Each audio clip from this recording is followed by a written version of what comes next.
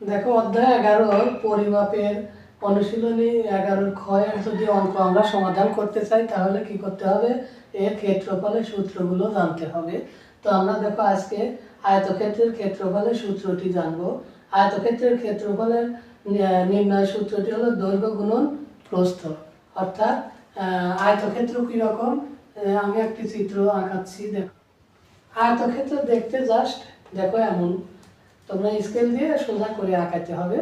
আমি দেখানোর স্বার্থে এরকম করলাম। তো দেখো আয়তক্ষেত্রের ক্ষেত্রফল কিভাবে হয়, দৈর্ঘ্য গুণন প্রস্থ। দৈর্ঘ্য কোনটা, প্রস্থ কোনটা।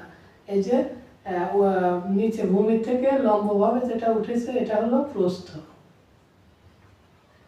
আর এই এখান থেকে বাম থেকে ডান দিকে এই যে লম্বা এই রেখাটি হলো দৈর্ঘ্য।